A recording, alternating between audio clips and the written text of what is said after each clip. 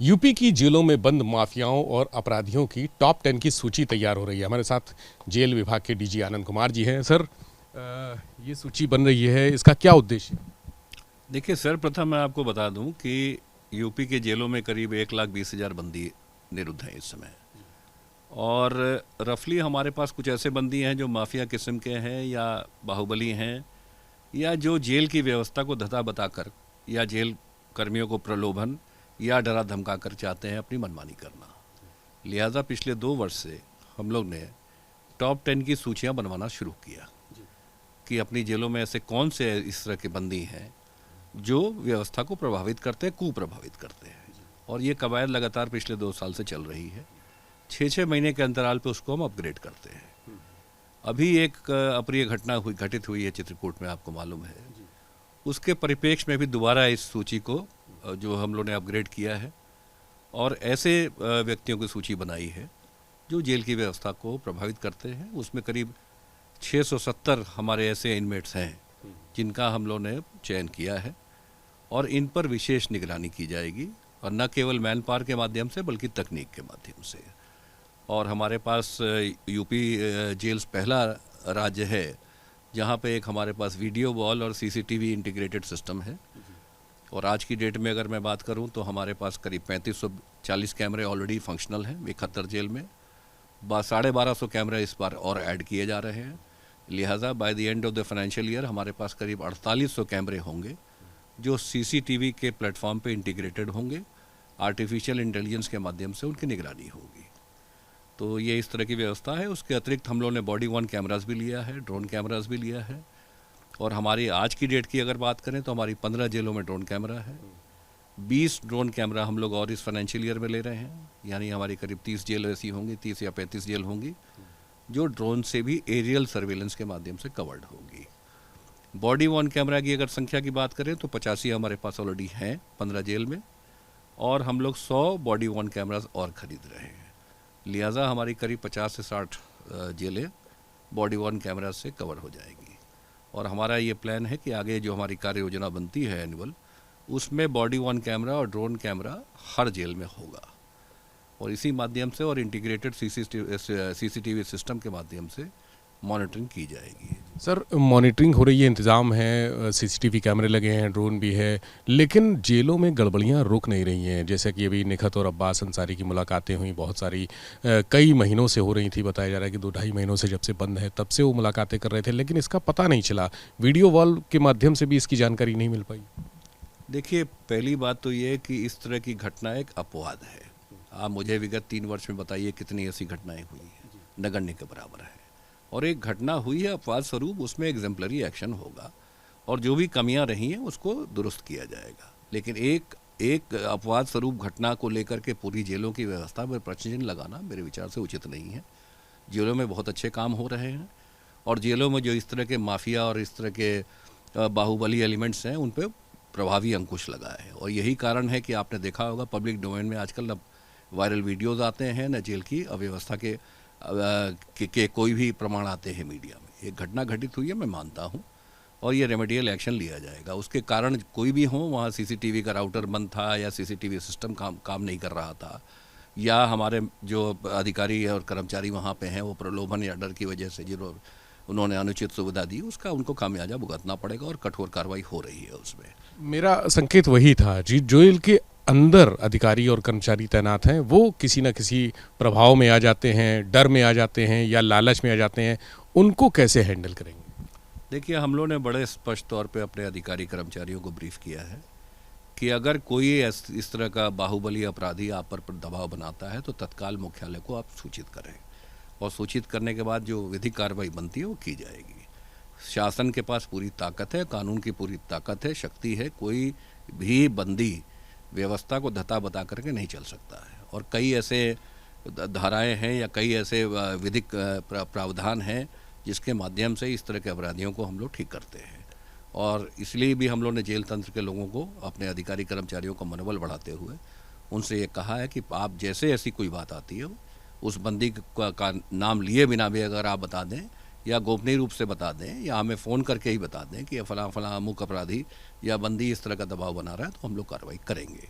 और ये हो भी रहा है। यही एक उद्देश्य, जैसे आपने जब पूछा टॉप 10 की सूची, ये इसी उद्देश्य से बनाई गई है, जिससे कि हमें मालूम रहे कौन ऐसे लोग हैं और उन पर फिर विशेष निगरानी हम रख सकें, न केवल मैन पावर के माध्यम से बल्कि तकनीक के माध्यम से। कासगंज जेल में सर अब्बास अंसारी बंद है, वहाँ उनका विरोधी गुट का कुंटू अंसारी बंद है। अब्बास के भाई उमर ने एक बात भी उठाई है, आशंका भी जताई है कि उनके साथ कोई घटना हो सकती है वहाँ पे। देखिए, मेरे पास लिखित में तो कोई बात इस तरह की नहीं आई है, लेकिन मुझे ये विदित हुआ है कि इस तरह की कोई एप्लीकेशन दी गई है शासन में। हम लोग की जहाँ तक उस एप्लीकेशन की बात है, जब मेरे पास आती है तो उस पर जांच रिपोर्ट लेकर के हम कार्रवाई करेंगे, लेकिन कासगंज जेल की सुरक्षा ऑलरेडी बहुत बीफअप कर दी गई है। आपको ये बताएं कि कासगंज के लिए मैन पावर भी अलग से हम दे रहे हैं। रोटेशन ऑफ मैन पावर जिसको होता है, जिससे किसी प्रकार के जेल कर्मियों का कोई वो ना बने, कोई नेक्सस ना बने, उस लिहाज से हम लोगों ने जेल कर्मियों को एक एक महीने की ड्यूटी पे लगा रहे हैं बाहर से। दूसरी बात, वहाँ पर ड्रोन कैमरा एरियल सर्वेलेंस के लिए है, और बॉडी वॉर्न कैमरा से जो भी हमारे बंदी रक्षक होंगे, वार्डर होंगे या अधिकारी होंगे, वो बॉडी वॉर्न कैमरास पहन के जेल के अंदर जाएंगे, जिसकी लाइव फीड और रिकॉर्डिंग दोनों हमारी वीडियो वॉल पे उपलब्ध होगी।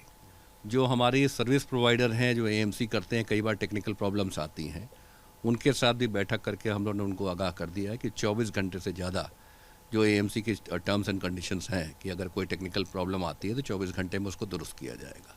तो ये उनको भली भांति बता दिया गया है, और ये भी कह दिया गया है कि यदि विलम्ब हुआ तो आपके कॉन्ट्रैक्ट की शर्तों का हम उसको उल्लंघन मानते हुए आपके विरुद्ध कार्रवाई करेंगे। कई चीज़ें एक सामूहिक हम लोगों ने प्लान बनाया है, न केवल कासगंज के लिए बल्कि सारी जेलों के लिए, कि जिससे मैन पावर पे केवल रिलायंस ना हो। तकनीक जो है, तकनीक को कोई मैनिपुलेट नहीं कर सकता, तो टेक्नोलॉजी के माध्यम से सच्चाई क्या है उस तक हम पहुंच जाएं। इससे दो फायदे होंगे, एक तो सच्चाई सामने रहेगी, दूसरा एक डिटरेंस रहेगा, और तीसरा कि सुरक्षा का माहौल जो भी जेल हो, चाहे कासगंज हो या अन्य जेल हो, वहाँ पर सुरक्षा का माहौल बेहद रूप से और व्यवस्थित होगा। मुख्तार अंसारी लंबे समय से जेल में बंद है और ये कहा जाता है कि पूर्वांचल की जेलों में उनका बड़ा प्रभाव है। कई कर्मचारी उनसे मिलते जुलते रहे हैं अक्सर बाहर भी, और वो उनके प्रभाव में है, लालच में या डर किसी भी वजह से। ये माना जाता है कि पूर्वांचल की जेलों में उनका एक नेटवर्क है, वर्चस्व है। उस वर्चस्व को तोड़ने के लिए क्या कर रहे हैं?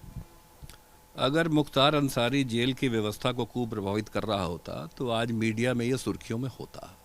पिछले 2 साल से तकरीबन मुख्तार अंसारी हमारी जेल में है। क्या इस तरह की बात कोई मीडिया में आई है? पहली बात तो ये है, मुख्तार अंसारी सर्वेलेंस में है, 24 घंटे सर्वेलेंस में है, और पूरी तरीके से बांदा जेल की व्यवस्था मुस्तैद है। और यही कारण है कि पिछले 2 वर्ष में किसी प्रकार की इस तरह की कोई घटना नहीं घटित हुई है, नंबर 1।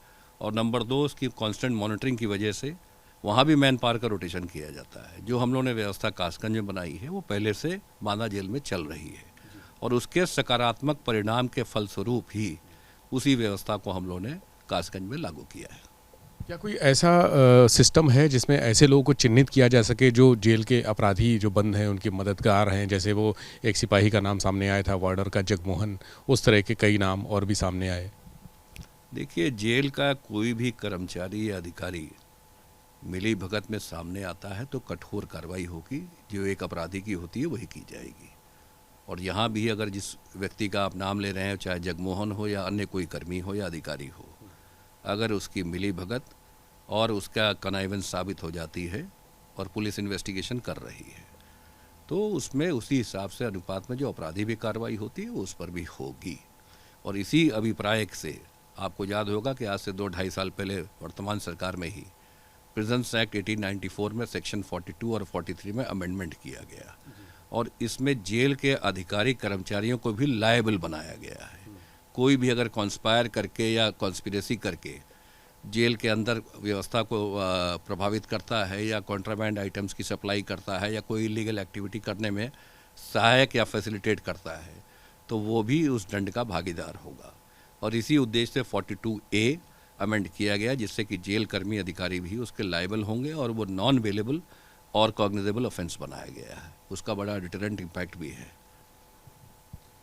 बहुत शुक्रिया। डीजी जेल आनंद कुमार जी हमारे साथ थे और उन्होंने बताया कि क्यों आखिर योगी जी को ये कहने की ज़रूरत पड़ी, टॉप 10 अधिकारियों की लिस्ट, बंदियों की लिस्ट, अपराधियों की लिस्ट मांगने की ज़रूरत पड़ी, क्योंकि जेल में बहुत सारे काम हो रहे हैं, बहुत सुधार कार्य हो रहे हैं, और उन्हीं सुधार कार्यों की दिशा में ये एक और कदम होगा जो जेल में बंद माफिया, अपराधियों और गुंडों पर लगाम कसेगा।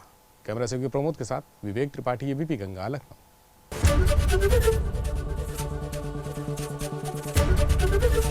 एबीपी गंगा, खबर आपकी, जुबान आपकी।